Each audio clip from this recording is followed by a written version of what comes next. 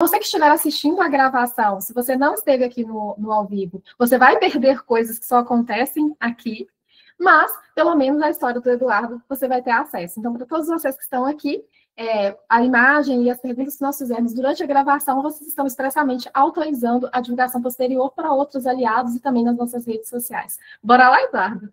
Bora lá. Então é isso, pessoal. Hoje eu estou tendo a felicidade enorme de receber o Eduardo Dantas. Ele é um especialista em IA, inteligência artificial, proprietário da Inova Cortex. E aqui ele vai tirar a armadura, mostrar para a gente a humanidade, a capacidade dele e todo o repertório que ele já tem para partilhar com a gente. Então, eu gostaria que você, Eduardo, se apresentasse para nós. Conta para a gente o que você era antes, o que fez você entrar aqui, de onde que você veio, o que aconteceu? Bom, pessoal, boa noite, né, a todos. Meu nome é Eduardo Dantas. Eu, hoje, sou especialista em automações e inteligência artificial. Sou aliado da Aliança Divergente, anfitrião, já há quase 2 anos. Antes, nem sempre foi assim, né? Antes disso, eu era marceneiro, né? Quem me acompanha sabe. Eu venho também da área de vendas, tenho muito know-how na área de marketing e vendas, mas sempre oscilei na minha carreira entre vendas, marcenaria, vendas, marcenaria. Nos últimos 15 anos, mais ou menos, eu fiquei só na marcenaria, mas antes disso já fui gerente de marketing do Grupo Anglo, trabalhei para Vivo, Telefônica, ainda hoje presto serviços para um pessoal já mais famoso, vamos dizer, tem algumas pessoas da Globo que eu trabalho, algumas pessoas do meio artístico, bastante gente, para falar a verdade. Mas hoje, realmente, eu estou muito mais focado, aliás, totalmente focado, não é muito mais, não é totalmente focado em inteligência artificial, automações e todas as ferramentas do meio, né? Dentro da Aliança, como eu cheguei na Aliança, né, vamos lá, que te trouxe até aqui? O que me trouxe até aqui, né? Eu, durante 10 anos da minha vida, estava somente com a marcenaria, e 2020, né, veio, infelizmente, a pandemia, né, que todo mundo, né, passou por esse tormento, e 2020 eu literalmente quebrei, né? Por quê? Porque não tinha insumos para trabalhar, né, não tinha material para você trabalhar, porque todo mundo parou. Fechei muitos serviços, e quando voltou da pandemia, o valor dos serviços, o valor dos insumos tinha praticamente quadruplicado o valor. Então, o que eu cobrei do cliente não era suficiente para cobrir mais o trabalho dele, né? E sem contar a mão de obra, que por conta do auxílio emergencial ninguém mais trabalhava, né? Então todo mundo queria ficar em casa, e quem era funcionário falava assim: eu estou recebendo, a mulher está recebendo, o filho está recebendo, ganho dinheiro, não preciso sair para nada, não tenho onde gastar, não quero trabalhar. Quando voltou da pandemia, o valor dos materiais estavam absurdos, não tinha para comprar, e quem tinha cobrava o valor que queria. E, com isso, minha empresa, que era uma empresa grande também, uma empresa de sucesso, para vocês terem uma ideia, minha empresa era a mais famosa das redes sociais, no meu setor, tá? Nós éramos o número 1. E aí, o tombo também foi de número 1, né? O tombo na mesma proporção. Entrei, perdi a empresa, fui montar uma outra coisa no Mato Grosso, fui fazer uma consultoria no Mato Grosso, chegaram lá, me ofereceram uma sociedade que não deu certo, tive que voltar, e quando eu voltei, já voltei com depressão, síndrome do pânico, e por aí vai. Crise de ansiedades terríveis. Fiquei, acho que quase 15 dias trancado dentro de um quarto, sem sair para nada, nem para comer, para nada, né? Só ia no banheiro e voltava para o quarto. E aí foi só ladeira abaixo. Para mim, a pior parte dessa história foi porque chegou uma parte que eu já não tinha mais nada em casa. Quando eu falo nada, para vocês terem uma ideia, eu morava numa chácara, que a minha sala, ela tinha 80 metros quadrados. A sala da minha casa tinha 80 metros quadrados. Um apartamento, para vocês terem uma ideia, um apartamento mediano em São Paulo, de 42 metros quadrados completo. A minha sala cabia 2 apartamentos, para vocês terem uma ideia. E aí, Você imagina, você está num mega casão e, de repente, você não ter o básico em casa. Quando eu falo básico, é o básico mesmo, arroz, feijão, mistura. E, para mim, assim, o tiro de misericórdia foi o dia que minha esposa virou e falou assim, eu estou procurando um emprego. Porque eu, a todo custo, eu acreditava que eu ia voltar com a minha empresa e que realmente ia ter sucesso de novo, ia fazer o que eu precisava fazer. E quando ela falou isso, realmente para mim foi assim, pior do que, naquele momento foi pior do que se ela falasse assim, ó, estou com outra pessoa, né? Porque foi muitos anos de construção e para de repente você descobrir que, poxa, não, você perdeu tudo. E Foi ela o atestado de incompetência. tinha competência, exatamente. E aí cheguei e falei, poxa, não, ela falou que ia procurar, eu falei, ah, pode ir. Eu imaginava que ela não fosse conseguir, né? No meu narcisismo todo, né? E por eu achar que eu tinha o controle de tudo na minha mão, eu achava que ela não ia conseguir. E, pasme, ela falou isso de manhã, à tarde ela conseguiu a vaga e no outro dia já estava levando os documentos. E quando eu soube onde era num concorrente nosso. Para acabar de completar, é assim, tudo, nada é por acaso, né? E aí ela pegou e foi para um concorrente nosso, que era de alto padrão também, e conseguiu a vaga com um salário excelente, e ela falou, eu preciso trabalhar. Para mim, aquilo foi assim, o tiro de misericórdia, porque eu falava, me senti totalmente incompetente, né? Me senti, e ela falou, por que você não vem junto? Né? Porque era uma outra empresa, era uma concorrente, eu poderia trabalhar lá também. E eu não, porque, enfim, inventei um monte de desculpas e não fui. Fiquei 3 meses nessa e só cada dia pior, né? Porque eu não conseguia enxergar o que era real, né? Eu estava vivendo no mundo de Bob, né? Aquela coisa que você pega e fala, poxa, não, meu mundinho está intacto aqui, quando na verdade não estava intacto, já não tinha mais mundinho, né? Na verdade não tinha mais nada. E aí fui minha esposa começou a trabalhar lá, passaram-se 3 meses, depois de 3 meses ela pegou e falou, e aí, a marcenaria vai voltar, não vai voltar? E eu falei, olha, estou fazendo tudo o que é possível, mas quando você está num estado mental, principalmente que você deixa as suas emoções te controlarem, por mais que você tente fazer qualquer coisa que você queira, tá? A sua chance de sucesso é praticamente zero. Por que praticamente zero? Porque você pegar e agir no emocional, e tudo é vibração, tá? Por mais que as pessoas não acreditem, tudo é vibração. Se você está mal e você tenta vender alguma coisa por desespero, você pode pegar e oferecer para a pessoa de graça que ela não vai querer. Porque você está num estado mental de desespero e as pessoas percebem isso. E o fato delas perceberem isso impede que você feche qualquer negócio, tá? E aí ela chegou para mim e falou assim, olha, então, tem uma vaga para você lá. Aí eu peguei e falei, poxa, uma vaga para mim lá?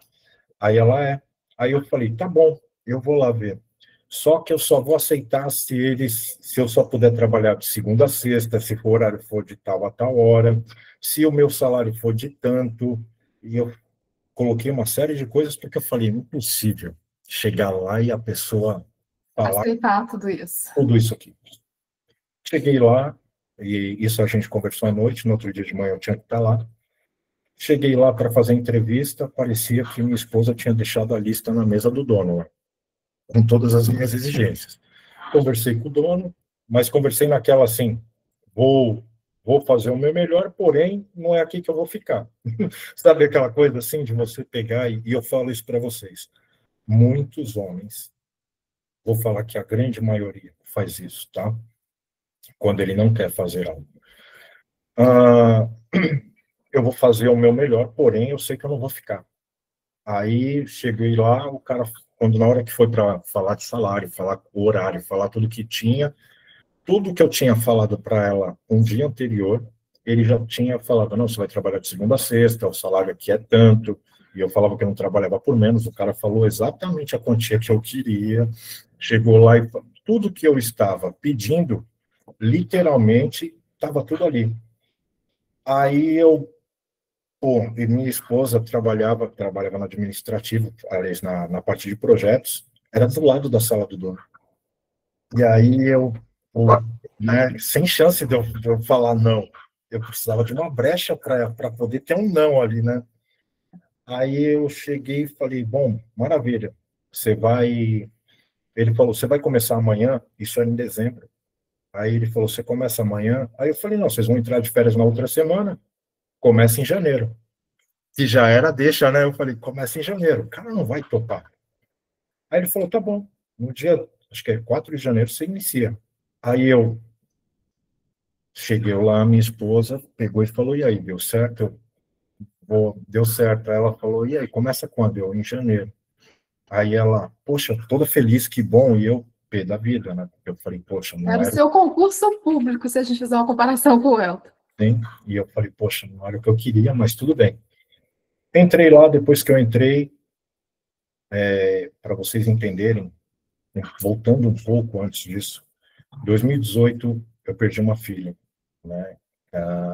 Eu tinha uma filha especial, e ela veio a óbito, vai fazer 7 anos agora, sábado que vem.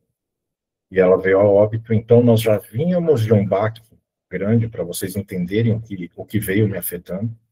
Então nós já vínhamos de um luto, uma perda de uma empresa. Então, realmente eu estava só ladeira abaixo. Comecei a trabalhar na empresa. Para quem é empreendedor, para você voltar atrás, né, você virar empreendedor é difícil. Você deixar de ser empreendedor é mais difícil ainda. Por quê? Porque tem um item muito caro nessa brincadeira. O item mais caro que você pode ter na sua vida é a sua liberdade. E quando você é empreendedor, você literalmente tem liberdade. Quando você está na CLT, você não tem essa liberdade, você não tem esse prazer de fazer aquilo que você quer da forma que você quer. Né? As regras são dos outros, então você tem que... Né? E aquilo me deixava muito chateado. Né? E aí, um belo dia, eu estava oscilando entre crise de ansiedades fortes e comecei a tomar remédios, tarja preta, aquela coisa toda. E um dia, eu passando no Instagram, aí veio um louco lá, barbudo, falando sobre dependência emocional e dinheiro. Mas eu te juro, eu ouvi 10 segundos daquilo, 10 segundos, e a cabeça estava tão... Eu peguei, passei batido e nem tinha. Um dia estava eu em casa e me deu uma crise de ansiedade, e a única coisa que eu tinha vontade de fazer era arrancar os cabelos que eu não tenho e gritar, né? Eu tenho vontade de arrancar, e não tenho, né?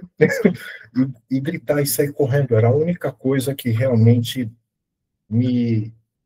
talvez me acalmasse naquele momento. Mas nesse dia, por incrível que pareça, aconteceu uma outra coisa que eu não esperava. Por algum motivo, me veio a imagem daquele barbudo falando sobre dependência emocional e dinheiro. E aí eu, naquela crise, e dá um desespero, só quem tem sabe, dá um negócio ruim por dentro, você realmente fica fora de controle. E eu peguei meu celular e comecei a procurar no Instagram, no TikTok, e o caramba, onde estava o cara, e eu não achava. Aí lembrei de ir na barra de busca, dependência emocional, dinheiro, aí me aparece o Elton. E aí eu entrei, ele estava fazendo até a chamada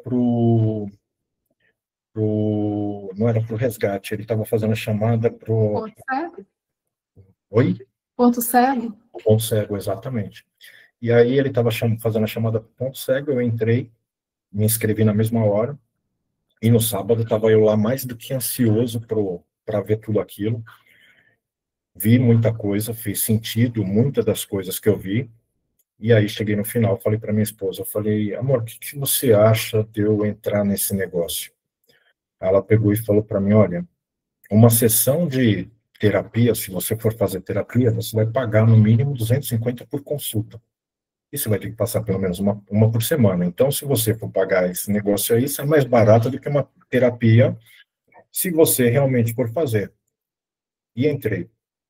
Bom, entrei. Eu só ouvia os áudios diários. Absolutamente mais nada, era só os áudios diários. Não fiz Pense Comigo, não entrei no grupo, não, não fazia nada. A única coisa era só os áudios diários. E comecei a assimilar aqueles áudios diários. Mas realmente comecei a, a internalizar aquilo. 15 dias depois que eu entrei na aliança, eu deixei os remédios. Eu parei de tomar os remédios completamente. Só com áudio diário? Só com áudio diário. Eu parei de tomar os remédios e já não tinha mais aquele... Já não, eu, às vezes, estava trabalhando, e você imagina, eu trabalhava com máquinas de alto giro, e máquinas que cortam, que decepam, que arrancam um pedaço. E ficar sem medicação era muito perigoso. Mas, em 15 dias, eu parei os remédios. E depois de 3 ou 4 meses, depois de uns 3 meses, eu ouvi um áudio diário que eu não esqueço até hoje. O Elton falando o seguinte, que nós temos que ver as coisas quando elas não combinam mais. Que quando a gente sente que o seu carro não combina mais, a sua casa não combina mais, as pessoas do seu convívio não combinam mais e que é a hora de dar o próximo passo. E foi aí que começou a minha jornada com inteligência artificial, foi aí que começou a minha jornada realmente profissional, né? Foi aí que começou a minha jornada de transição de carreira e de mudar a ambiência toda que eu estava. E aí foi a primeira vez que eu participei de uma reunião realmente do GPS. Eu decidi naquele dia, e por sinal ia ter uma reunião naquele dia, eu decidi naquele dia que eu ia ter realmente uma reunião com o GPS. O meu anfitrião, que é o Daniel, né, eu apresentei até ele para a Glória, ele é um japonês maravilhoso, uma pessoa assim, ímpar, tá? Participei da primeira reunião, vi a dinâmica, eu falei, pô, legal isso aqui. Né? E eu, como sou muito comunicativo, para mim não tinha muito mistério, porque até dentro das próprias eu já tinha estudado bastante já as coisas do GPS, as premissas e tudo, entendia muito bem, porém, era assim, não estava internalizado ainda as premissas reais. Não estava internalizado o que eram os perfis controladores. E aí, fiz a dinâmica com todo mundo. No final, aí o Daniel chegou para mim e falou, bom, tá ótimo, Eduardo, poxa, bacana você e o caramba, mas e você? E aí, quando ele falou, e você? Aí eu, não, eu tô ótimo, né? Eu achava que estava ótimo. E nas perguntas que ele foi me fazendo, eu fui trazendo algumas situações, e aí ele falou, Eduardo, infelizmente você está com o teu perfil narcisista muito alto, então isso tem que baixar um pouco para você começar realmente a entender as coisas. Quando ele falou isso, para mim foi assim, o fim do mundo, né? Eu peguei, tentei debater com ele, e ele me mostrou por A mais B, saí da reunião, e vou falar para vocês, né, para vocês entenderem o que é o perfil, tá? Eu literalmente passei a madrugada inteira pesquisando tudo sobre o perfil narcisista. Tudo. Eu fui ver o que era patologia, eu fui ver todos os aspectos. 7 horas da manhã, eu estava acordado ainda, eu ligo para o Daniel. Acordei ele para falar, cara, você está errado. Eu não tenho absolutamente nada de narcisista. Nem era um pouco, né? Você está completamente... Eu não sou narcisista de forma alguma, porque por que você ousa falar isso para mim? Porque eu jamais sou... E nisso eu já tinha conhecido a Glória. Ela nem sabe dessa parte da história. Nisso eu já tinha conhecido a Glória. E aí eu falei, eu jamais sou narcisista, isso aqui é isso é aquilo, não sei o quê, papapá. E ainda fiz um Pense Comigo depois que a Glória... E ela, sem saber, ela falou, Eduardo, por que você não se torna anfitrião? Você conhece bastante coisa, você, poxa, é comunicativo, é isso e aquilo. Eu falei, eu não tenho perfil. Isso, ela, aquilo. Ela falou, não, ao contrário. E ali, eu tramei todo um plano para vocês entenderem o que é o perfil narcisista no limite do limite, tá? Eu vi a oportunidade e falei, bom, peraí, o cara me chamou de narcisista. eu não posso bater de frente com ele porque ele é anfitrião. Mas se eu me tornar anfitrião, Fico em pé de igualdade. a gente fica com pé de igualdade, aí eu vou poder bater no meio desse cara agora. E me tornei anfitrião. Me tornei anfitrião e comecei a fazer as minhas reuniões. E um dia fui para a reunião do meu grupo, que era com o Dani. E aí, nessa reunião, é incrível como as coisas acontecem. E quando a gente fala que parece mágica, é porque realmente parece mágica. Nessa reunião, eu estava literalmente, tá? Assistindo, e antes de chegar a minha vez de falar, eu não lembro qual foi o aliado, né? Eu gostaria muito de lembrar essa parte, mas eu não lembro qual foi o aliado. Ele falou uma coisa que literalmente distorcionou a minha visão, e aí eu vim entender. Naquele momento eu vim entender o que eram os padrões controladores, o que era o bendito do narcisista, e o que eu estava fazendo comigo, não era com ninguém. O Dani, ele simplesmente, o que ele fazia? O Dani, ele me irritava, né? Ele me irritava porque era assim, eu queria debater, eu queria brigar. E o Dani, toda vez que eu falava alguma coisa, o Dani fala, se você pensa assim, tá tudo certo, Dani, né? É seu, não é meu. Tá tudo certo. E, nossa, aquilo para mim era como se me desse uma punhalada no meio do peito, porque eu falava, poxa, como é que o cara não deixa nem eu, né, pôr para fora a minha ira? E não. E Então, aí, pessoal, vamos prestar bastante atenção. A Kleina falou aqui com a gente no chat que a jornada do Eduardo é incrível e muito parecida com a dela. Quando ela resolveu fazer a transição de carreira, ela também já sentia que não queria mais. E aí ela fez essa observação que o Eduardo está descrevendo aí para a gente. Ó. O que você viu foi um narcisista patológico, o narcisista que da aliança é diferente. E aí você falou para a gente, finalmente eu entendi os padrões. Então explica para a gente, o que você entendeu naquele dia que eu estou curiosa? o que acontece? Quando o aliado começou a colocar a situação dele, eu me vi muito espelhado na situação. E aí, assim, às vezes a gente está passando por uma situação, por um determinado problema, e às vezes uma das coisas que eu discordo são as percepções, as coisas das pessoas falarem, você tem que trazer as suas percepções. Na verdade, quando eu estou fazendo um Pense Comigo com um aliado, eu não trago as minhas percepções, eu procuro levar clareza para esse aliado. Mas nesse de levar clareza, existem outras pessoas que nem nós estamos aqui. Existem muitas pessoas aqui. E às vezes o que a outra pessoa está contando, ela serve muito para aquele momento que a gente está passando. E ali eu estava literalmente cego. Uma das coisas que eu me identifiquei e que eu me irritei com o aliado era porque ele realmente não enxergava as coisas nítidas que estavam passando pela vida dele e ele não estava entendendo. A ficha dele não caía. A ficha dele não caía. E para mim, que estava do lado de fora, para mim, que estava fora da situação, era nítido.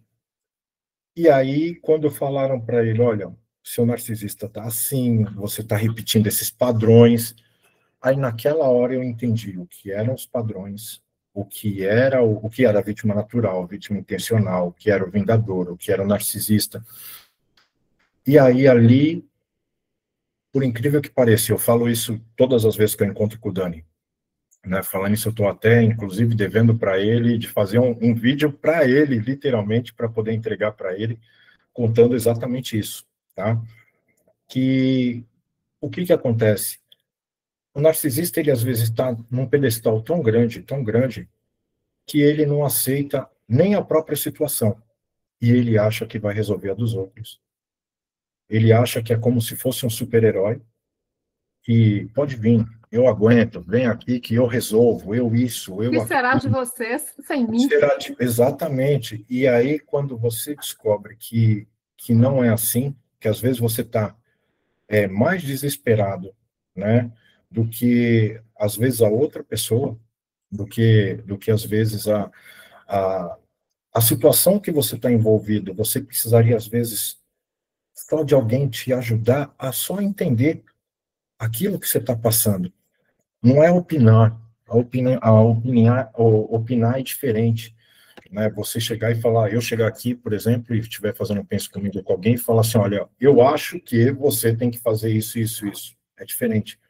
Quando você chega para a pessoa e fala, olha, você está vendo esse padrão aqui, você viu que você repete essa situação nesse ponto, você viu que você, de novo, fez a mesma coisa, e de novo, até que a pessoa realmente faça assim, e vira a chave. E quando vira a chave, gente, eu vou falar para vocês que é uma descoberta, assim, de outro mundo, que ela é maravilhosa.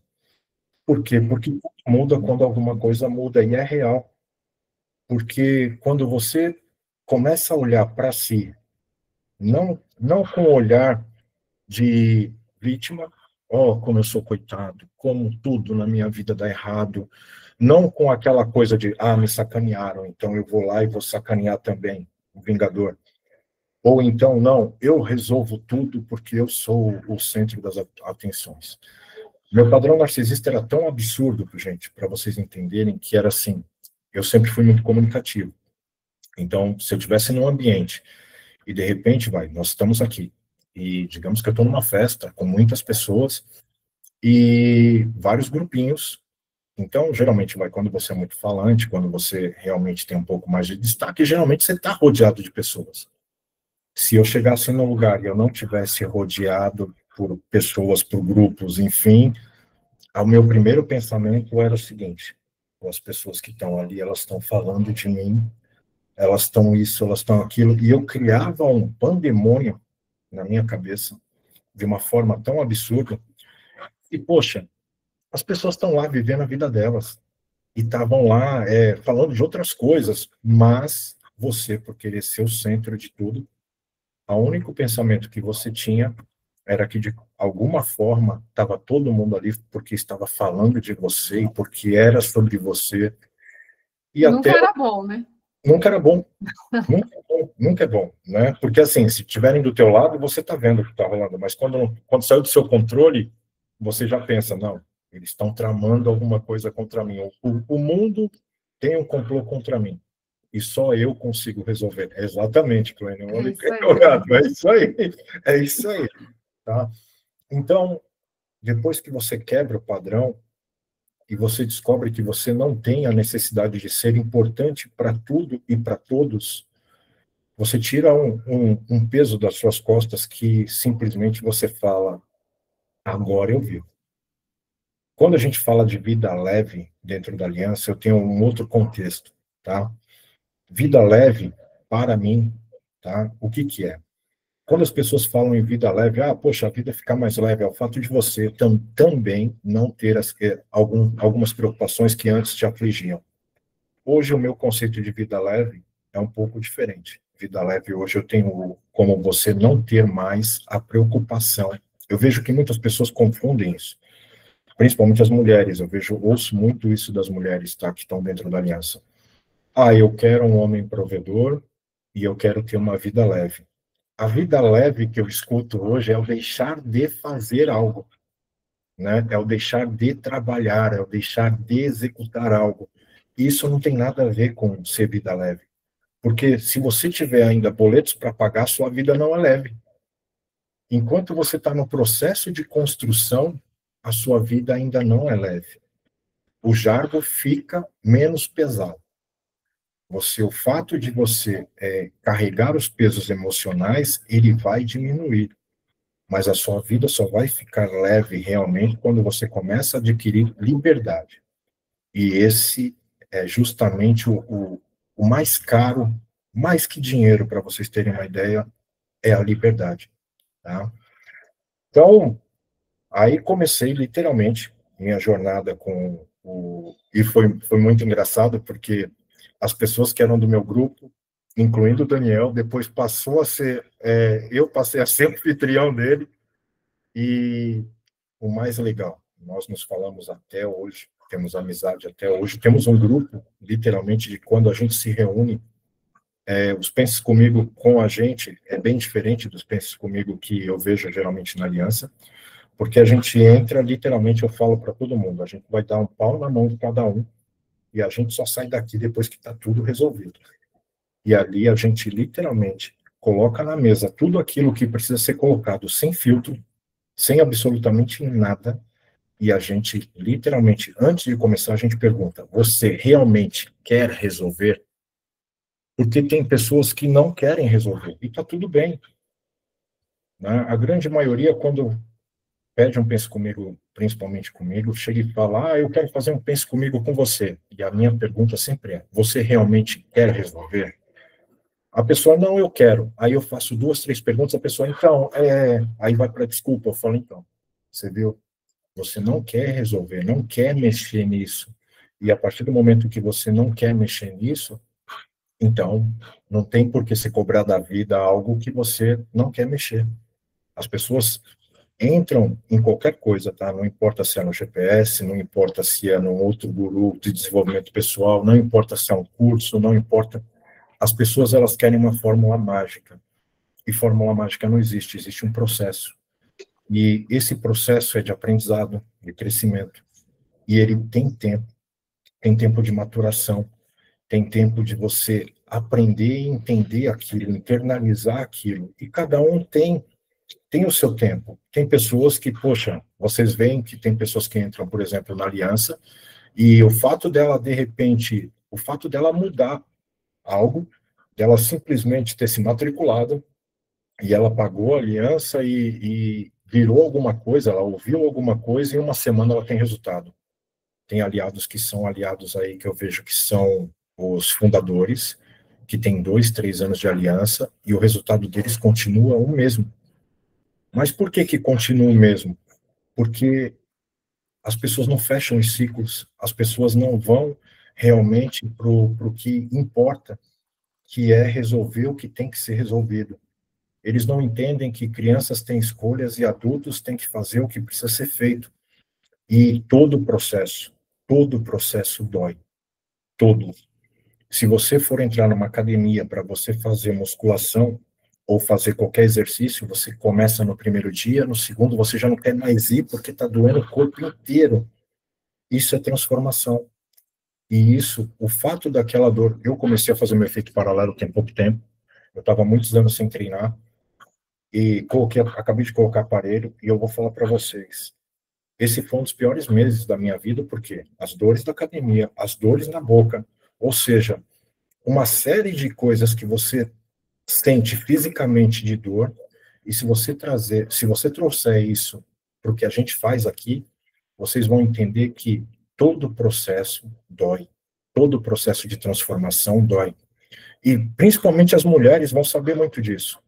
As mulheres, nós homens somos zero à esquerda nesse ponto, a gente não entende muito isso. Mas toda mulher, ela entende muito bem isso. Por quê? Mulher coloca cílio, coloca silicone, mulher faz procedimento de estética. Depilação. Depilação. E esses negócios dói pra caramba. Mas é por quê? Porque você quer cada dia mais estar mais evoluída, quer estar mais bonita, você quer ter resultados. E para ter resultados, você passa por essas dores. E aí, assim, dói. Mas aí o resultado final, você olha e se fala, meu, por exemplo, você vai fazer uma depilação, poxa, você está peludo, você vai lá, arranca, quando você olha, você fala, nossa, tá maravilhoso, o efeito da pele lisinho, tá perfeito, né? Você olhar para sua musculatura, poxa, tá derrubado, e poxa, você faz exercício, você começa a ver o resultado, né? Os seus músculos crescendo, você desenvolvendo, sua saúde melhorando, diminuindo a preguiça, diminuindo, você tendo mais disposição, mas todo o processo dói. Todo o processo você vai encarar algumas coisas que você não quer encarar. E esse é o grande X da aliança, o grande X de qualquer coisa que vocês vão fazer na vida. Se vocês forem aprender um idioma novo, é chato, sabe, você tem que ficar lá horas parado, repetindo. Eu e a Glória, que fomos aprender automação, é complexo, uma linguagem nova, tudo é tecnológico, não dá tempo de aprender tudo, porque se aprendeu hoje, amanhã já tem novidades, você tem que voltar de novo para estudar, e é aquela loucura de você estar em constante evolução, e isso incomoda, dói porque você não perde tempo, né? Na verdade, você ganha tempo, porque o resultado que vem pós isso, e se não fosse por esses processos, eu não chegaria onde eu estou chegando, tá? É é exatamente isso. E quando você entende, hoje, por exemplo, quando eu volto da academia, que eu volto moído, com dor, essas dores para mim hoje são prazeres. Eu fiquei uma semana passada eu não fui treinar, e, e eu senti muita falta. Aí você vai falar assim, falta do quê? Falta das dores que você tem pós-academia. Você vai falar, mas por quê? Porque cada dorzinha daquela, ela me lembra o crescimento que eu estou tendo. A Então, gente pode, Eduardo, fazer um paralelo disso com a pré-queda? lógico, lógico. Você pegar e falar assim, olha, eu tô na pré-queda, eu estou numa situação que eu estou crescendo. Olha só como a própria mente nos sabota. Eu estou crescendo e a vida está me mostrando exatamente o que eu tenho que fazer para poder passar por aquela fase. Mas o medo da dor, o medo do incômodo, nos faz retroceder. E aí, o que acontece? Nós estamos numa situação onde nós estamos olhando ali, e pré-queda acontece, é muito engraçado, porque nós percebemos ela antes que ela aconteça. Muito antes que a Já pré-queda. de anunciado. Ela já anuncia para nós ali na nossa Tem cara. uma pré-queda memorável aí para você contar para gente? Olha, tem várias, mas a pior pré-queda, para mim, eu vou dar um exemplo assim muito com relação ao meu perfil, tá? Para vocês entenderem. Ah, e vocês vão entender são as quebras de padrões e principalmente o quanto elas te afetam. E são etapas. Qual o grande erro? O grande erro é nós pegarmos e falarmos assim, ó, eu peguei e tirei, eu já não sou mais narcisista. Eu quebrei o padrão narcisista. Mentira. Você quebrou uma casca dele. É como cebola. Você tirou uma casquinha só, uma camada. E por baixo dele tem outras. Eu tenho um grupo, uma comunidade dentro da Aliança e fora da Aliança, onde eu ensino inteligência artificial, né? E faço mentorias. E eu ensinei um aluno, e esse aluno, olha só como são as coisas, quando sai da sua mão, o que acontece? E esse aluno, ensinei ele, graças a Deus, da forma que eu faço, e ele realmente entendeu como funciona o processo. E aí, o que ele fez? Ele, literalmente, ele tinha um projeto milionário, para vocês terem uma ideia, e ele resolveu não cuidar do projeto dele, ele resolveu cuidar do meu. E aí ele veio interferir nas coisas que eu estava desenvolvendo dentro da minha comunidade. E começou a querer passar por cima de mim, querendo mostrar que ele era melhor do que eu. Ok, até aí tudo bem. Mas ele começou a fazer isso de uma forma bem provocativa, de uma forma bem difícil. E eu, na mesma hora, quando eu percebi isso, eu sabia que ali ia ser o princípio de uma pré-queda para mim. Porque ia ser a quebra de um outro padrão. E um belo dia eu fiz uma IA e ele chegou, me chamou no privado e falou assim, olha, a sua IA está com defeito nisso, nisso, nisso, nisso, nisso. E eu sabia que não era real.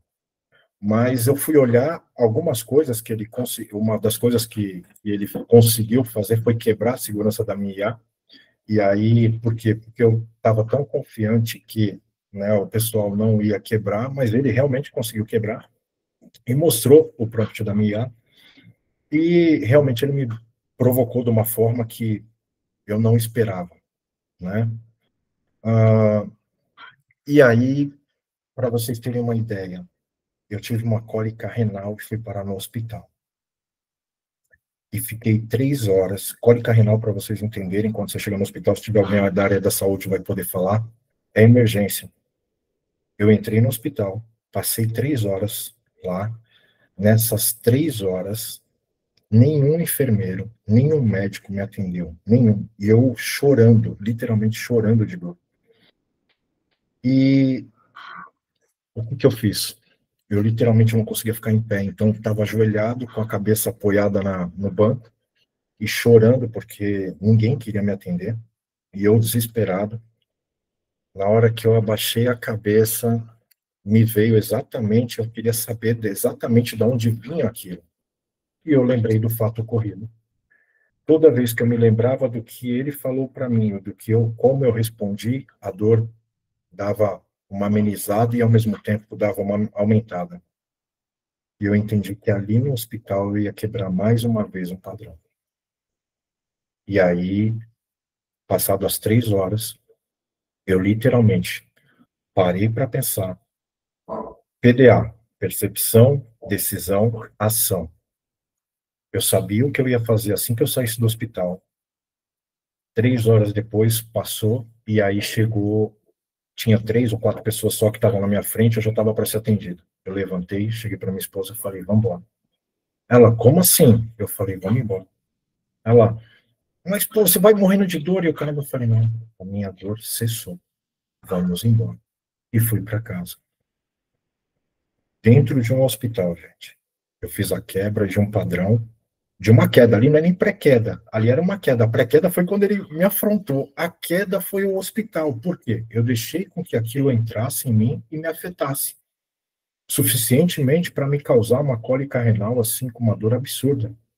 Como Tá? diz a Gisele, quando o narcisista fica doente, a coisa é muito séria.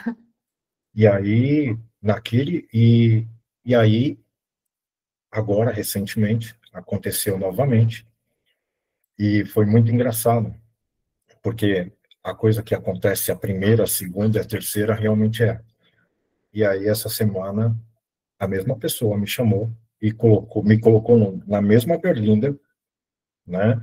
E aí, eu agi de uma forma assim que nem eu, e foi inconsciente, tá, gente? Não foi nada programado, nem eu imaginei que eu reagiria.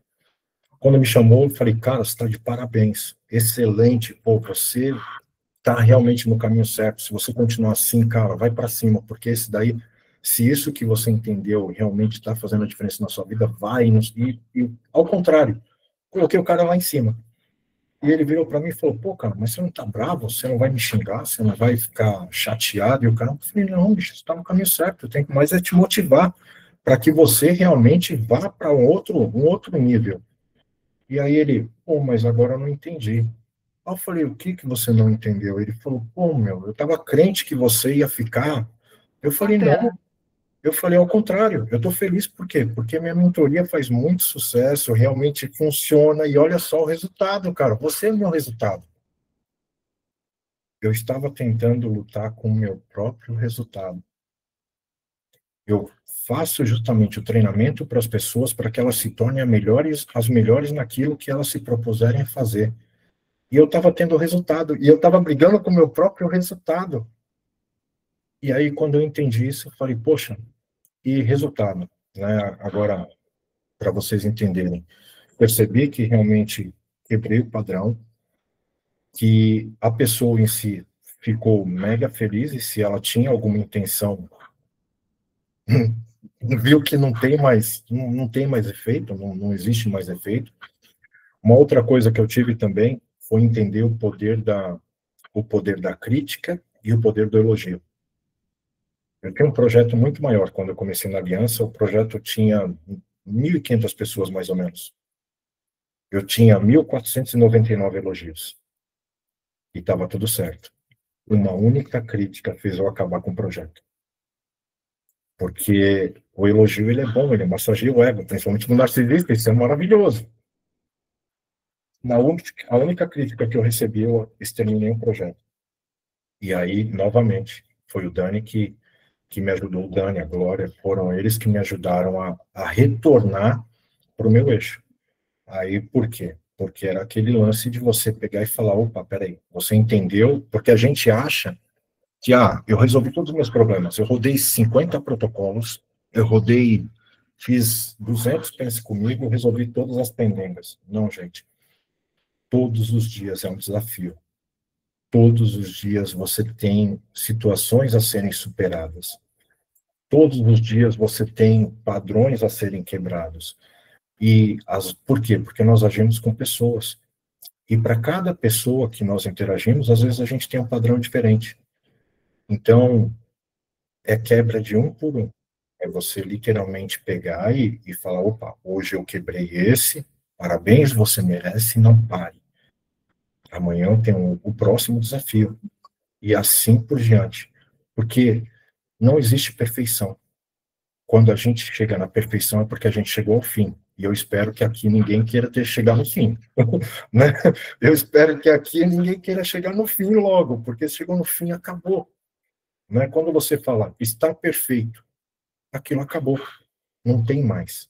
E deixa eu te fazer uma pergunta. Você tocou num assunto bem sensível, que é a questão da vida leve e tal. E aí você passou por tudo isso. Como homem, como é que foi o processo de você conseguir ver a sua queda e melhorar? E como é que está hoje o relacionamento com a sua esposa? Como é que a sua transformação transformou alguma coisa nela? Como é que é isso? Ela é da aliança? Ela não é? Porque nós temos muitas mulheres aqui, a gente fala muito disso nos nossos Fens Comigo. Então é muito interessante. E eu prometi para elas que você iria falar para a gente sobre isso com o ponto de vista masculino, porque muitas vezes a gente não tem acesso a essa informação. Vamos lá. Algumas das minhas críticas com relação à forma como isso é conduzido dentro da aliança. Isso é uma crítica mesmo, tá? E eu estou falando isso de forma aberta, já pela experiência que eu tenho. Mulheres, eu quero que vocês prestem muita atenção em algo que é de suma importância. A aliança tem premissas e elas falam que os homens são feitos para serem desafiados, mulheres valorizadas e crianças protegidas. Para quem já é casado, não quem está atrás de um relacionamento, mas para quem já é casado, eu vi uma coisa acontecendo dentro da aliança que isso me chamou a atenção e é preocupante, tá? O que seria? É justamente o fato da pessoa, às vezes ela é casada, ela está na aliança, mas o marido não está, tá?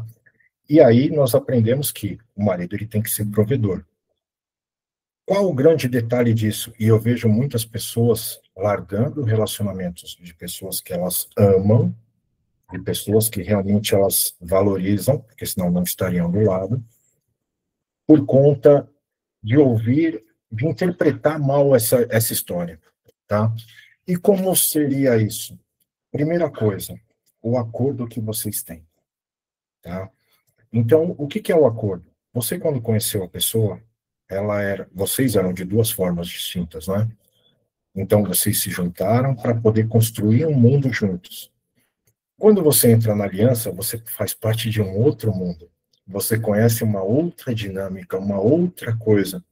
A pessoa que está junto com você, se ela não estiver também na aliança, ela não tem acesso a essas informações. Ela vai ter as informações que você passa com o seu viés e com seus perfis controladores, tá? E os seus óculos podem estar embaçados. Podem estar embaçadas, exatamente. E aí, o que acontece? Eu vejo muitas mulheres querendo exigir dos homens que eles sejam provedores do dia para a noite, só que onde está o acordo disso?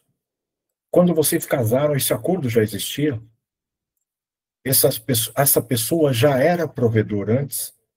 Então, é nesse ponto que vocês têm que prestar atenção. Porque existe um tempo de maturação para tudo, o processo. E esse processo, ele leva um tempo. O problema é que nós queremos tudo que nem miojo, né? A gente coloca na panela, 3 minutos está pronto e vamos comer. E não funciona assim. Primeira coisa que vocês têm que ver é se o homem que está junto com vocês, ou a mulher, se ele tem musculatura emocional para suportar o tranco. Porque, como eu falei, de mim, extremamente narcisista, e até cair a chave, até você virar a chave e entender o teu padrão, isso leva um tempo, é um processo. E até você pegar e saber, opa, o que é ser um homem provedor? O que é ser uma mulher que não é guerreira? Quando a gente fala do padrão da mulher guerreira, por exemplo, todo mundo imagina que, poxa, é a mulher que tá trabalhando, porque ela trabalha, ela é guerreira. Não, a mulher ela pode ser muito bem feminina e trabalhar. A gente está falando de feminilidade, que é quando você continua fazendo as coisas que você já faz e que às vezes você até gosta. Por isso que até o Elton fala, mulher pode trabalhar? Mulher pode, se ela quiser. Então, você está trabalhando, não quer dizer que você é guerreira. Você está trabalhando, quer dizer que você quer contribuir, que você quer fazer parte daquela família. Quando você casa, você não é dois, você é um. Quando você está num relacionamento, você é uma pessoa, não são duas. Porque a partir do momento que você está num relacionamento, que você tem um sonho, seu marido tem outro, e vocês falam assim, bom, eu vou para cá e você vai para lá. Isso não é mais um relacionamento. Caminhando cada um para um destino diferente, em alguma encruzilhada, essas duas pessoas vão ter que se separar, porque senão elas vão chegar no lugar errado. Exatamente. E é muito importante chamar a atenção para esse ponto, que você falou uma coisa muito, muito legal, que eu já assisti, quem não assistiu, eu recomendo que procure nos conteúdos, o Elton mesmo falando. Gente, é o processo. É exatamente essa palavra que você usou, é o processo. A gente não pode querer pegar uma vida que você levou 15, 20 anos para construir, 5 anos para construir, e pensar que em 5 dias a outra pessoa que não passou pelo que você passou vai chegar no mesmo lugar. E combinados conscientes, como diz o Ramon, né? E não vai chegar. E principalmente porque, assim, imagina que a pessoa tem um perfil também controlador, que seja, por exemplo, um narcisista, ou vítima intencional, ou qualquer outra coisa. Você vai ver que a pessoa, ela vai automaticamente virar um vingador dentro da relação e vai fazer tudo para sabotar você. Então, vai funcionar. E aí vai dormir com o inimigo. Exatamente, não vai funcionar. No meu relacionamento, eu sempre tive, para vocês terem uma ideia, minha esposa sempre trabalhou comigo. Então, a gente convive 24 horas por dia, 7 dias por semana, 365 dias no ano. Com exceção agora, que ela continua trabalhando na empresa que ela está, porque ela quer hoje, e eu estou em casa, porque o meu trabalho hoje todo é remoto. Mas, eu falo para vocês que eu, mesmo antes da aliança, tá? Eu sou uma pessoa muito feliz porque eu acertei literalmente na Mega Sena.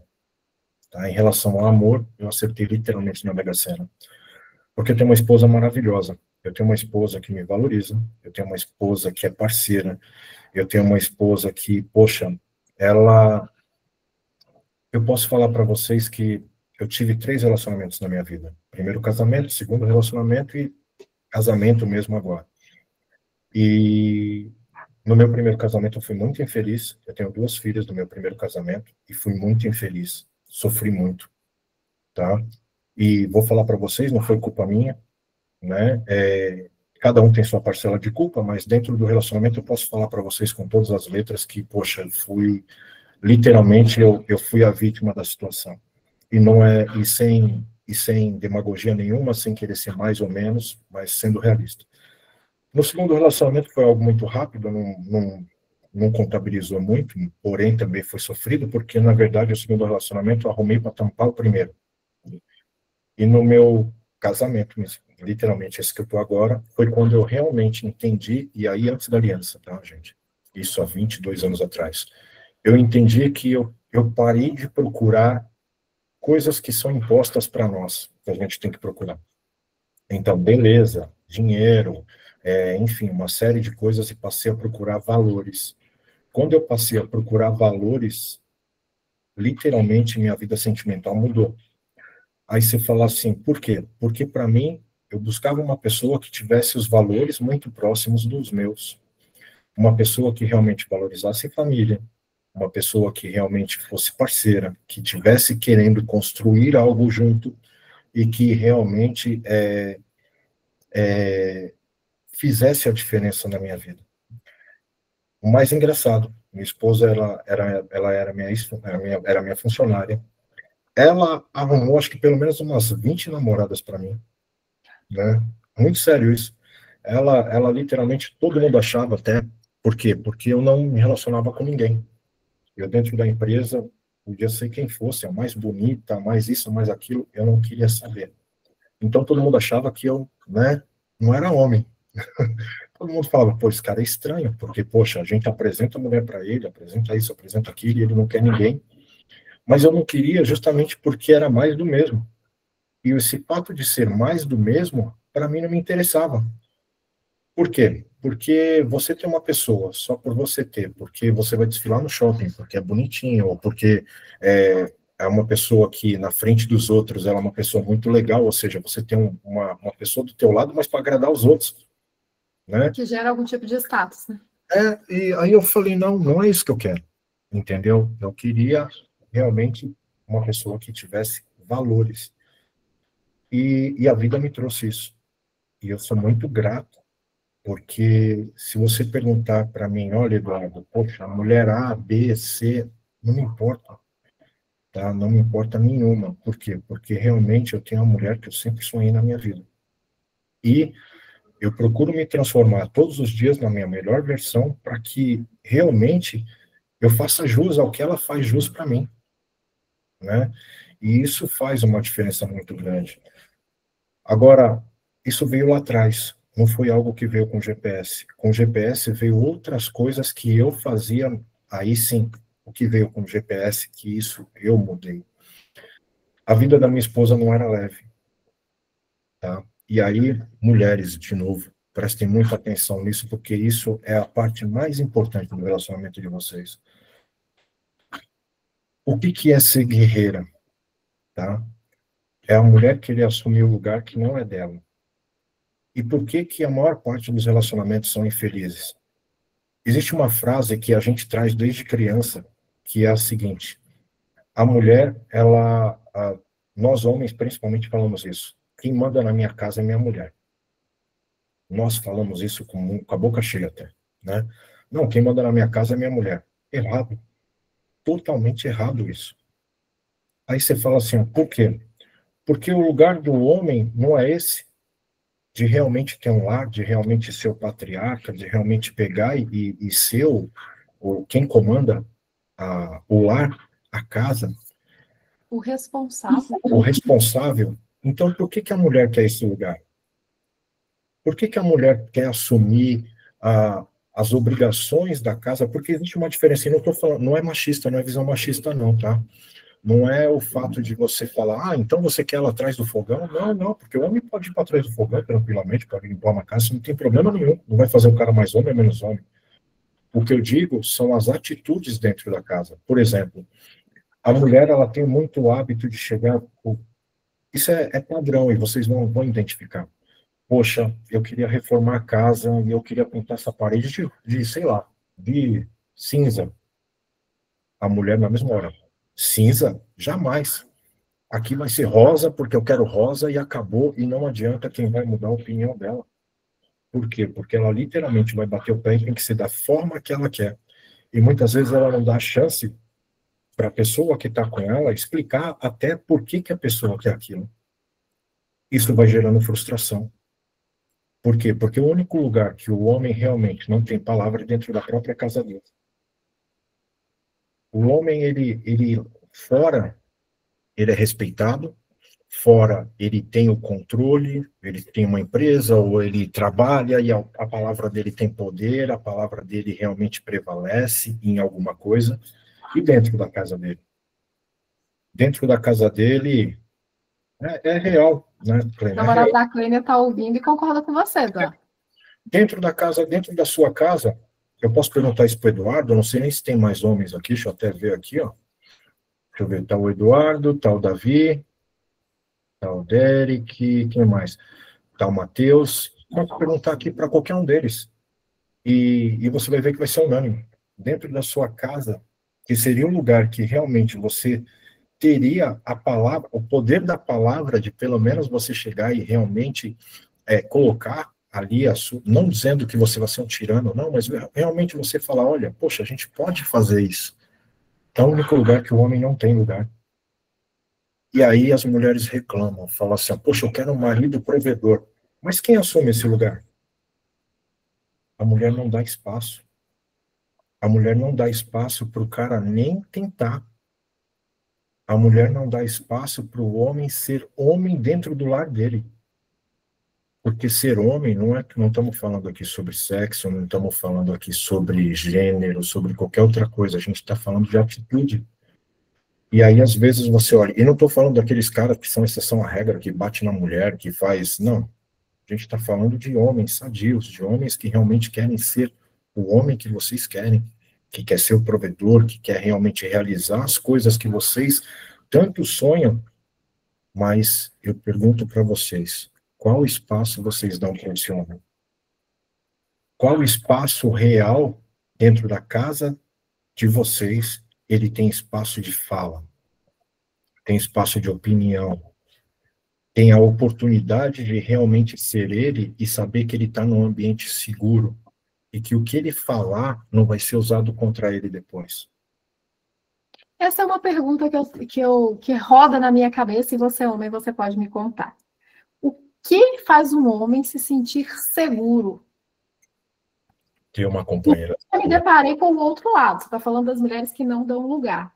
E as mulheres, eu tenho certeza que algumas mulheres devem estar, assim como eu, se questionando a sua fala. Por quê? Muitas e muitas vezes a gente se depara com um homem banana, que você vira para ele e fala assim, mas o que você quer? Não sei.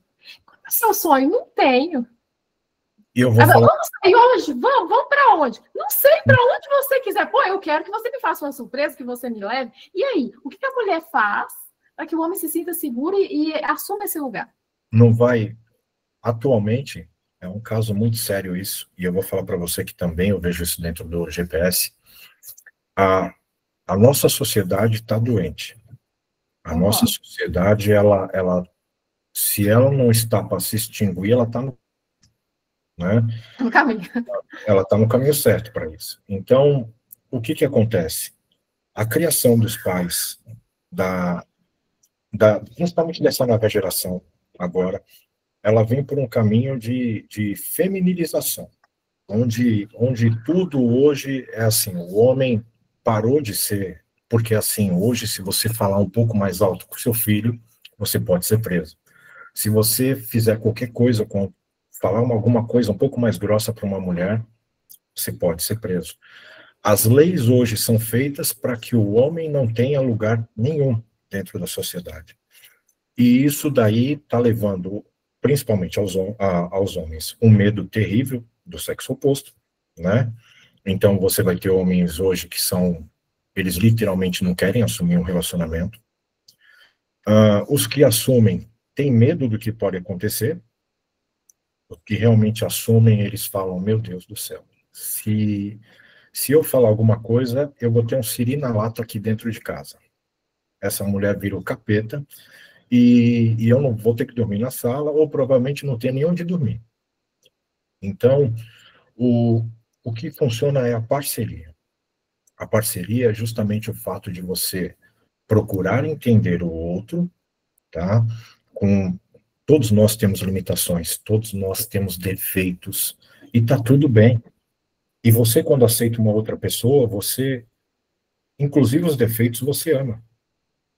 Mesmo que você não goste, quando você põe os pontos certos, eu vou dar um detalhe da minha vida para vocês, como foi que meu relacionamento chegou ao ponto que está.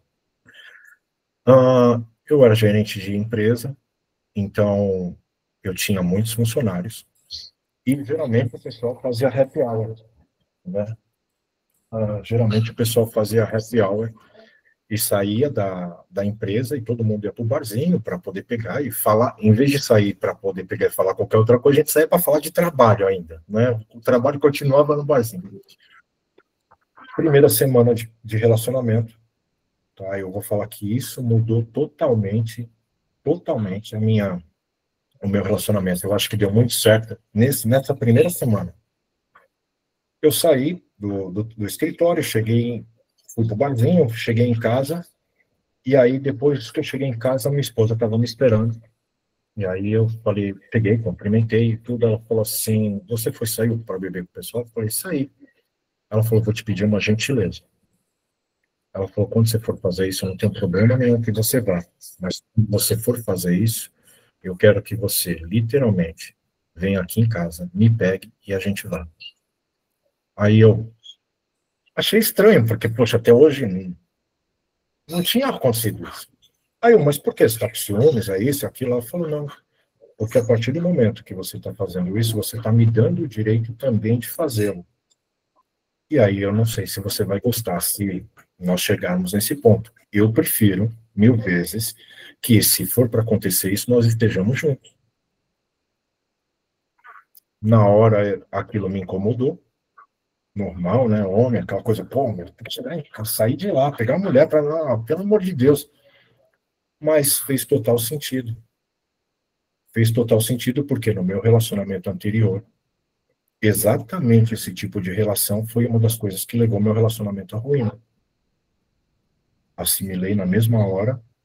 Então, a gente tinha as bases formadas do nosso relacionamento desde o começo. Nós sabíamos o espaço de cada um. E tudo que nós fazemos, sem exceção, nós não fazemos separados. Não existe meu dinheiro, seu dinheiro. Não existe o meu trabalho, o seu trabalho, as minhas coisas, as suas coisas. Existem as nossas. A nossa vida, as nossas coisas, as nossas responsabilidades. Não existe coisas individuais. Ah, Eduardo, mas é muito chato viver assim. Vocês não sabem o que é maravilhoso. Vocês não sabem a leveza que isso traz no seu relacionamento. Porque você saber que... Bem, você saber que você pode literalmente confiar no seu parceiro, de olho fechado, que se tiver uma guerra, se tiver qualquer coisa, o seu parceiro vai estar do seu lado. Se não for o homem na frente lutando, vai ser a mulher ali do lado ou olhando as suas costas. Só muta o microfone. Peraí, mutei. Para ver se nada vai vir nas suas costas te atingir. Então isso é parceria. E para você se sentir seguro, a melhor coisa do mundo é vocês, literalmente, é o diálogo. É você colocar na mesa aquilo que te incomoda, por mais que seja difícil. A conversa é difícil, é aí, tá? Então, e não é conflito, é literalmente confronto, mas é um confronto gostoso. Aquela coisa de você olhar e falar assim, ó, poxa, isso aqui me incomoda, eu gostaria muito que fosse assim. E o que te incomoda? O que realmente não deixa com que você seja mais solto, o que realmente eu faço que, poxa, me... E aí o que acontece é o jogo do ego. No relacionamento existe muito o jogo do ego, que é aquela coisa, o homem fala e a mulher já sensibiliza aquilo, ou faz daquilo um drama absurdo e não traz para a realidade dos fatos. E às vezes ela sabe que a pessoa está certa, mas ela não quer admitir. Ela não quer falar assim, ó, eu não vou descer da onde eu estou, porque eu falei isso e eu vou assumir dessa forma e não sei o quê. E quando não precisa de nada disso. Você não precisa... Pensa o seguinte, se você entrou você entrou num relacionamento porque você ama e porque você quer estar do lado daquela pessoa. Porque senão não teria nem sentido estar junto. Concordo. Isso que você está dizendo vai muito para o que a gente fala hoje de combinado consciente, né? Sim, e a Ana levantou a mão, ela quer participar, eu quero aproveitar a oportunidade para avisar para quem entrou depois, gente, esse trecho da nossa entrevista ele está sendo gravado e vai ser divulgado depois em rede social, dentro dos grupos para outros aliados que não puderem estar ao vivo. Então, todos vocês fiquem à vontade para participar, mas entendam que assim que vocês participarem, vocês autorizam essa divulgação, ok?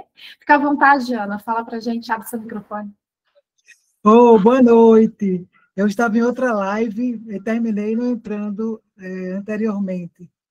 Mas parabéns, Eduardo, pela sua trajetória, por você estar trazendo essa experiência, esse testemunho, digamos assim, de uma vida memorável, né? De uma construção de uma vida memorável a dois. Eu sou divorciada e tenho um filho de 15 anos.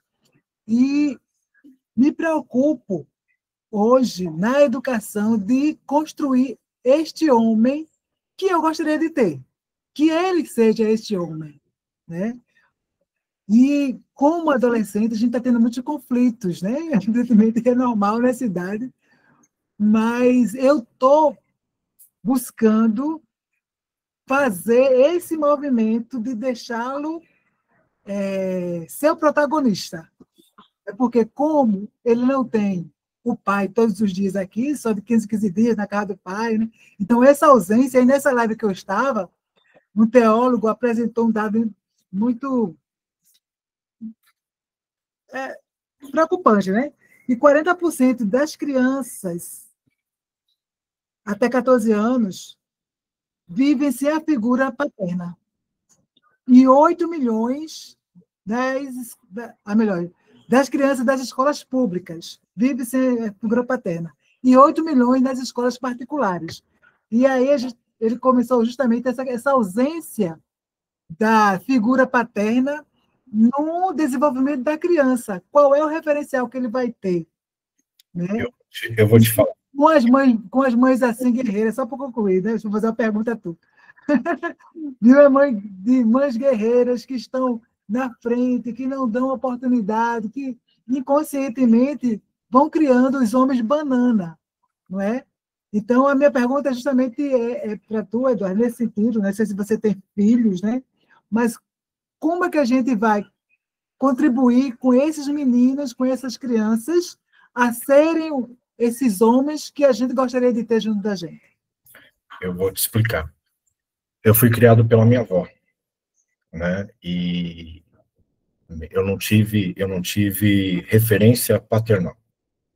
Eu fui criado no meio de mulheres, literalmente mulheres, parentes, a maior parte. Minha família tem muita mulher. Bom, pra você ter uma ideia, eu tinha 3 filhas mulheres, eu tenho 2 netas, minha família, 90% é mulher. Os homens foram só os reprodutores ali, o resto, tudo mulher, né?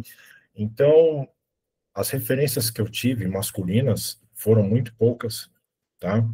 Mas minha avó, a minha avó, ela sempre me deu uma educação, assim, maravilhosa com relação às coisas da vida.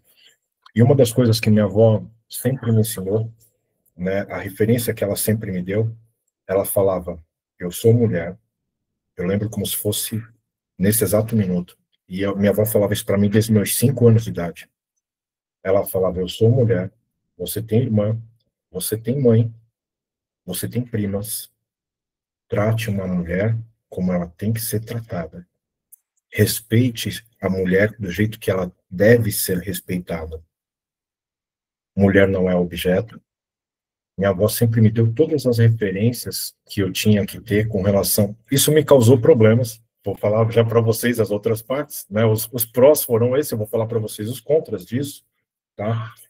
Então, minha avó sempre me ensinou a respeitar as pessoas, e principalmente as mulheres, como elas devem ser respeitadas. Como se... Minha avó sempre falava o seguinte para mim, você gostaria que alguém me desrespeitasse, que alguém pegasse e me catasse à força, que alguém me xingasse, enfim, que falasse alguma coisa para mim? Lógico que não, né? Então, é desta forma que você age com as mulheres. E ela sempre falou isso para mim. Bom, a criação da minha avó foi tão severa com relação a isso, eu tive problemas de relacionamentos, por exemplo. Problemas de relacionamento em questão, aí eu vou falar para vocês, em questão de referência. Por quê? Porque quando você vai para a escola, todos os garotos são metidos a garanhão, todos os garotos são metidos a, eu saio com todas, eu faço isso, eu faço aquilo. Eu nunca consegui ser assim.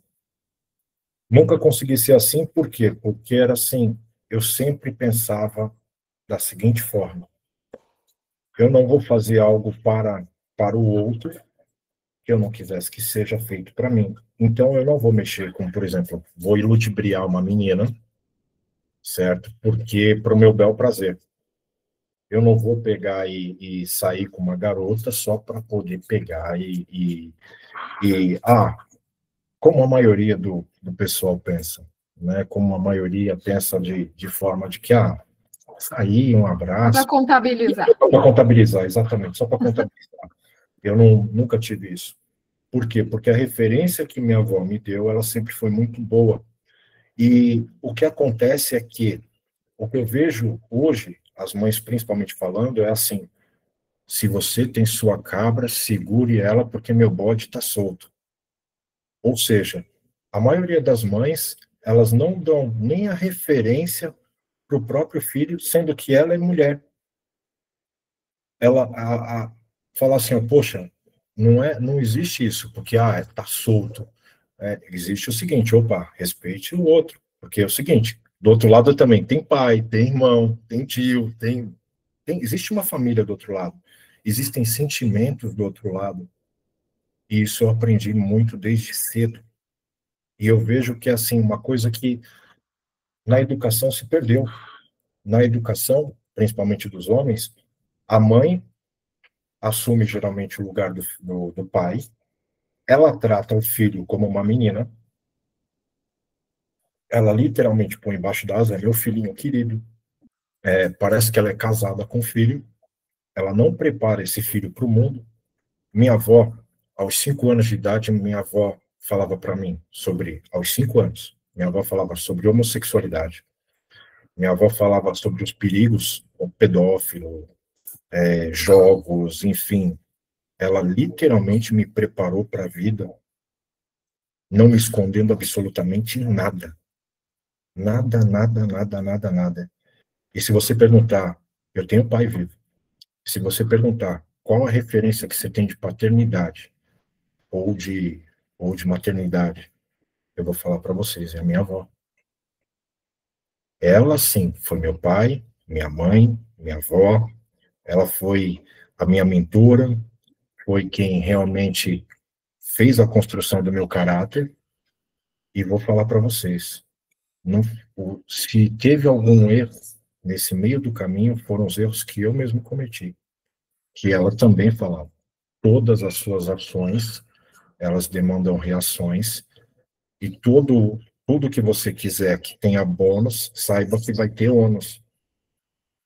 Então, a questão de educar um filho são as referências que você dá para ele, são os valores que você vai passar para ele e que você mostra, e é o exemplo, não é a fórmula mágica, é o exemplo arrasta.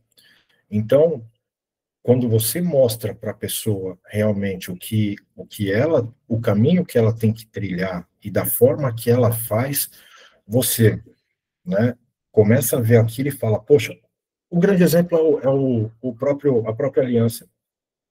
Você olha as pessoas tendo resultado e você tenta replicar as coisas que estão tendo resultado. Você começa a falar, poxa, o Eduardo quebrou o padrão narcisista e deu certo. É o exemplo dele. Se eu quebrar o meu, eu também passo para o próximo nível. Então, o exemplo arrasta. Então, não adianta você só falar, porque às vezes a pessoa fala assim, eu vejo alguns casos que assim, a pessoa fala, nossa, eu tento educar o meu filho, mas ele não me obedece, ele não isso, ele não aquilo. Aí a pessoa dentro da casa dela, ela escuta músicas promíscuas, ela só fala palavrão, ela só briga na frente do filho, ela mostra um referencial de família totalmente o oposto daquilo que ela fala. Aí depois ela fala, faça o que eu falo, não faça o que eu faço. Vai funcionar? A primeira referência que ele tem é a sua casa. E uma das coisas que acontece é assim, as pessoas transferem a responsabilidade para outros. Então, outra coisa que eu vejo constante na educação das crianças é que você pega aí todo mundo acha que vai aprender educação na escola. Eu não tenho que educar. Então, a escola educa. A escola educa, a escola ensina. Ela não educa. A escola ensina. E, geralmente, as coisas que você vai aprender lá não são as melhores referências para você ter. Principalmente nos dias de hoje. Então, com relação a educação de filhos homens, tá? E o fato de ser banana ou não, o que acontece muito para um cara ser banana é quando a pessoa não deixa ele ser literalmente homem. Quando ela não deixa ele literalmente falar aquilo que ele precisa falar. Quando a mãe geralmente fala assim, ó, engole o choro, você é homem, você é isso, você é aquilo. E quando geralmente ele está abatido, aí ela põe embaixo do braço, ô, meu filhinho querido. Então ele sempre vai achar que tem o colo da mãe. Ele sempre vai achar que tem aquele cantinho dele para poder, se ele fizer qualquer coisa errada, a mãe sempre vai estar lá para acolher. E aí ele vira um homem. E quando ele vira um homem, ele realmente faz isso. Eu ia comentar e eu acabei mudando o assunto. O que eu transformei a vida da minha esposa numa vida pesada. Eu comecei a falar e eu interrompi, mas só para vocês entenderem, e vocês vão ver que isso é um padrão terrível, tá? Principalmente para vocês mulheres e principalmente para vocês terem atenção a isso. Pelo fato de vocês a quererem sempre assumir o lugar que não é o de vocês, de donas da casa, de que vocês mandam em tudo e que dentro da casa de vocês ninguém mete o bedelho. Vocês já repararam que qualquer solução que tiver que ser tomada na casa de vocês, tem que ser vocês que tomam? Tem que... Se você não decidir, não vai sair do seu jeito. Exato. E aí, o que acontece? Poxa, esse mês tem que pagar a conta X. E, de repente, eu tô sem grana. Eu tô sem grana e não dá para pagar. O que geralmente o homem faz? Olha, esse mês aqui não dá para pagar tal coisa. Tem que se virar. Para quem que ele atribui essa responsabilidade? Para quem é autoridade. Exatamente. E aí, por isso que a vida de vocês fica pesada. Porque toda a responsabilidade que o homem não der conta, ele literalmente ele vai chegar, se for dentro da casa dele, lá fora ele resolve. Mas dentro da casa dele, a primeira coisa que ele faz, ele chega lá com o olhar de vítima, com o rabinho entre as pernas, porque se ele falar grosso, ele apanha. Então ele chega lá e olha, esse mês realmente você tem que se virar. E aí a mulher desesperada já, meu Deus do céu, a casa vai cair, vou perder minha casa, e vira um pandemônio, e a mulher... Vai na primeira dependência emocional forte que ela tiver, geralmente o pai, a mãe, o irmão. Sim. Isso ocorre aqui. Você pegar e falar assim, ó, poxa, por isso existe essa diferença de vocês pegarem e falarem assim, opa, é uma mudança de paradigma, gente, uma mudança de paradigma. Dentro da sua casa, quem realmente manda? Se você quer ter uma vida leve, de verdade, quem manda na sua casa? E aí vai do orgulho e do ego. Na minha casa mando eu. Vida de vocês não vai. Isso que você está falando, Eduardo, vem ao encontro de algo que nós discutimos num outro encontro temático que a gente fez com uma membro fundadora da Aliança Divergente, a Leandra, que ela falou muito para a gente sobre isso. Ela disse, olha, dentro das nossas premissas, toda relação vai na velocidade do mais lento. Então, se você enxerga que desistir é uma opção no seu relacionamento, todas as vezes que você entender que o seu homem é o lento da relação, você vai cogitar deixar aquilo. Sim. E você não vai ter a paciência de deixar ele resolver. E pior, qualquer relacionamento pós isso, o que vocês acham que vai acontecer? Qualquer um. Porque existe um padrão. E aí você pegar e falar assim, ó, você vai sair de um para outro, e para outro, e para outro, e para outro. Mas é o que você falou sobre a educação das crianças. Você vai repetir o padrão, as pessoas vão seguir o padrão. Exato. Então, resumindo aqui a pergunta da Ana, eu fui anotando as coisas que você foi falando. É muito importante separar, isso dentro das premissas da aliança, tá, gente? Separar o que é seu do que é do outro. Qual que é o papel de homem, qual que é o papel de mulher? Quando você disse assim, a minha avó me dizia, você é homem, eu sou mulher, como você gostaria que eu fosse tratada, do outro lado tem um homem, do outro lado tem outros homens, do outro lado tem outras mulheres, como você gostaria que as mulheres da sua vida e que as mulheres da vida dos outros fossem tratadas. O outro ponto que você falou que me chamou muita atenção é a questão dos combinados claros. Sim. Quando você virou e falou assim, e aí serve tanto para a educação das crianças, quanto para o relacionamento que você falou com a sua esposa, quando ela disse, eu gostaria que quando fosse assim, nós fôssemos juntos. Por quê? Porque vai doer em você, vai doer em mim, vai virar um problema. Vamos resolver antes? Os dois concordam? Resolveram. A outra coisa que você falou, a questão da responsabilidade, a autorresponsabilidade. Quando a gente deixa a criança viver num ambiente onde ela não sofre as consequências das escolhas que ela faz, ela vai botar o rabinho entre as pernas e voltar correndo pro colinho da mamãe. E aí, quando não tiver mamãe, ele vai arrumar uma esposa para chamar de mamãe. De mamãe, exatamente. O outro ponto é assumir, né, a postura necessária durante o tempo necessário. Então, você falou sobre isso lá no relacionamento e a gente pode trazer também para a educação dos filhos. Quando o homem ou mulher quer viver dentro das premissas da aliança, e você vai ver isso em outros lugares também, como religiões e outras situações, a gente vive uma adequação social. Então, a gente tem uma tendência de estar aqui na aliança ou em qualquer outro lugar, igual você falou, tem outros grupos também de mentalidade que nos levam para lugares maravilhosos, mas se você não mantém a sua postura tempo suficiente, você não se transforma naquela pessoa que você está enxergando que você pode ser. Você vai lá, percebe, talvez até vai para o relacionamento, faz uma conversa difícil, mas se você não suporta aquele comportamento, a pessoa vai encontrar o seu eu anterior. Então, a educação dos filhos precisa de uma postura constante, que o que você falou sobre qual é a música que você ouve dentro de casa, qual é a roupa que você veste, quais as palavras você profere, e os nossos relacionamentos como um todo, porque as pessoas vão esperar, as crianças, elas não sabem o que esperar. Elas vão crescer e vão formar nelas aquilo que elas vivenciaram. E as outras pessoas vão esperar de nós o comportamento do nosso eu que elas já conhecem. A gente tem uma programação da natureza no nosso cérebro para sobreviver. Tudo aquilo que é estranho a nós dá medo. Então, a gente vai querer que a pessoa seja aquilo que a gente espera dela. Por que a gente vai querer cair na insegurança, né? Então, para nós que estamos aqui com essa intenção de mudar, pegar aí o exemplo que o Eduardo está dando da vida dele, de coisas da aliança, de coisas de antes da aliança. Queremos fazer transformações? Façamos combinados claros e mantenhamos a postura. E aí, você falou uma coisa que eu fiquei esperando você amarrar a ponta. E aí você lembrou do relacionamento e acabou não voltando. Você falou que teve coisas negativas também com relação a toda essa rigidez da sua avó. Rolou protocolos, coisas que você gostaria de descrever com relação a isso? Não, nesse sentido não, pelo seguinte, porque foram situações que eram comparativos. Então, era assim, a postura que minha avó me educou foi uma postura realmente de um homem,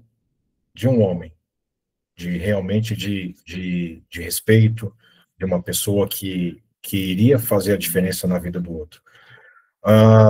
Mas quando você se compara, aí vem a pior parte, né? Que é quando você vai se comparar com o todo. E se você for se comparar com o todo, você é diferente. Porque os homens não agem dessa forma. Porque o referencial que eles têm é outro. Então, ele não está muito preocupado com o sentimento alheio, ele não está preocupado com se é mulher, se tem mais pessoas na família, se não. Não, quando, dependendo da fase que você está, e eu não. Eu sempre tive essa preocupação por conta da educação que eu tive. Porém, se você for olhar assim e falar, se for me comparar aos outros homens, tipo, todo mundo tinha conversas, por exemplo, vai no carnaval. No carnaval saí com 20, 30, não sei o quê. Eu não conseguia ter esse tipo de conversa. Eu não conseguia participar do clube do Bolinha. Ou seja, você vivia a solidão de divergente antes mesmo da Aliança Divergente existir. Perfeito. Eu não conseguia ter essa referência porque não era a minha realidade, né? Agora, uma coisa que eu queria muito falar, e isso é de suma importância, principalmente para o público feminino, é que, assim, eu faço alguns pensos comigo, principalmente com mulheres, e quando eu faço, eu vejo as exigências que existem. Eu quero arrumar uma pessoa e ela tem que ser isso, ela tem que ser aquilo, a régua lá em cima. A régua da aliança realmente está no limite ali que você fala, é quase impossível elas arrumarem alguém no patamar que se está. Onde está esse super-herói? O grande detalhe não é esse. O grande detalhe é assim. Aí eu começo a contestar. E onde está a sua régua? E onde está? Porque para você exigir, você tem que ser. E onde você está nesta escala? A vida é justa, né, galera? Exato. Onde você está nessa escala? Porque às vezes eu vejo o pessoal chorando, falando, poxa, mas não aparece ninguém para mim. Então é assim, vai aparecer quando você realmente estiver pronta. E você só vai estar pronta se você quer um homem memorável, você tem que ser uma semelhante atrás semelhante. Então, se você quer realmente um homem memorável, se torne uma mulher memorável. Equivalência. Exatamente. Se torne antes mesmo de você arrumar uma pessoa memorável. Por quê? Porque lembra que eu falei para vocês, lá atrás, eu estava atrás de valores. Eu estava atrás de uma pessoa que tivesse valores. E aí, um homem memorável, ele vai justamente atrás do quê? De valores, de pessoas que realmente estão em busca de ter uma vida dessa, uma vida memorável, uma vida, poxa, exemplar, que você realmente tem orgulho de contar essa vida em qualquer lugar que você for. E não simplesmente você ter um relacionamento e falar assim, ah, não, é mais um, vai mais um para conta aí. Não. Excelente, excelente. E aí, uma coisa que você começou a falar sobre isso, eu queria que só você falasse um pouco mais, até para a gente te conhecer um pouco mais, te encontrar depois daqui. Você falou que você não combinava mais com o ofício que você desenvolveu durante muitos anos da sua vida, e aí você partiu para outra coisa, que hoje você mexe com a inteligência, você trabalha home office, etc, etc. Como que é para você? A aliança colaborou, então, para que você se permitisse mudar de profissão, trabalhar com algo que você gosta mais, com algo que fosse fisicamente mais leve? Como é que foi? O que parou de combinar na vida que você levava antes? Primeiro, a ambiência.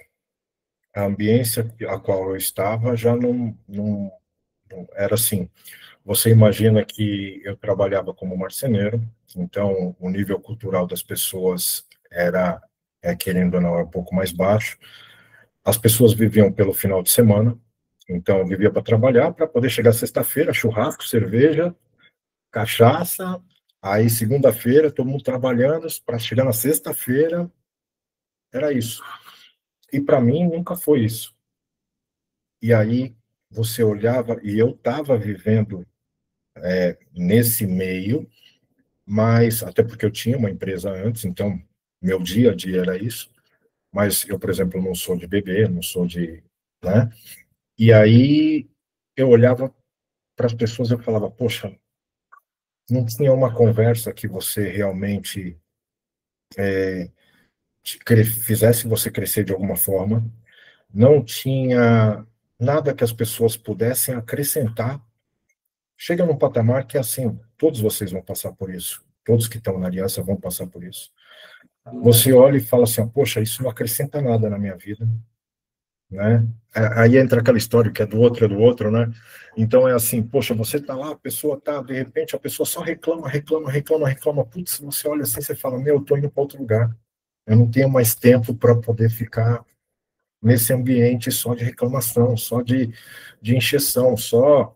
E por quê? Porque, poxa, eu estou muito ocupado fazendo uma outra coisa, poxa, eu estou atrás da minha vida memorável, eu estou atrás das minhas metas, o meu plano perfeito, a minha vida hoje é outra. Motivo e objetivo. Motivo e objetivo, não é mais aquele lance de poder pegar e falar assim, poxa, é mais do mesmo. Ah, então eu vou continuar aqui, de pobrezinho, coitadinho, e a vida vai decidir por mim. Não, a vida não vai decidir por mim. Então, vamos aqui para o nosso último bloco, bate-bola rápido, assim, eu quero te perguntar, você me responde com poucas palavras, que é só para a gente deixar pílulas, deixar dicas, aí depois a gente vai parar a gravação e todo mundo pode ficar à vontade para trocar aí informações mais confidenciais, vamos dizer assim. Qual o protocolo que você recomenda para quem chegou agora ou para quem já está aqui há algum tempo e percebeu que entrou no limbo, parou? Medo. Muito bem. O protocolo do medo foi o que mais te impactou ou você teve algum assim que, poxa, esse aqui suei, doeu?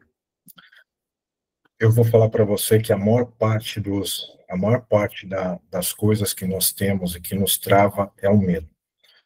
É o medo do desconhecido, é o medo do lugar que a gente nunca foi, é o medo de executar o próximo passo, é o medo de assumir as nossas responsabilidades. Então, tudo se resume ao medo. É o medo da conversa difícil, é o medo de entrar num relacionamento, é o medo de você virar outra pessoa. Eu tenho aliados, por exemplo, que estão na aliança há 2 anos, nunca rodou um protocolo. Aí você fala assim, poxa, mas por que você nunca rodou um protocolo? Eu tenho medo de encontrar eu tenho medo de saber o que eu vou encontrar do outro lado do protocolo. Então, olhar para eu dentro. posso falar para você que de todos os protocolos, sem exceção, de todos, o principal, para mim, é o do medo. Porque a partir do momento que você deixou o medo de lado, o medo geralmente paralisa, quando você não desmente ele.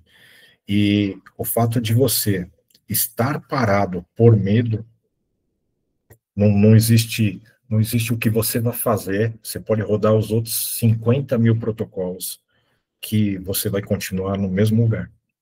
E aí a gente encerra o nosso bate-papo gravado de hoje dizendo que nada como o básico bem feito. Gente, o protocolo que mais impactou esse homem maravilhoso, que tem muitas ações acontecendo e ferramentas de IA e automação rodando e dando super resultados do protocolo do medo.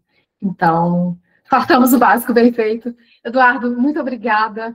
Até a próxima. E para você que não esteve aqui ao vivo, você perdeu, porque agora é que vem a melhor parte. Beijo grande.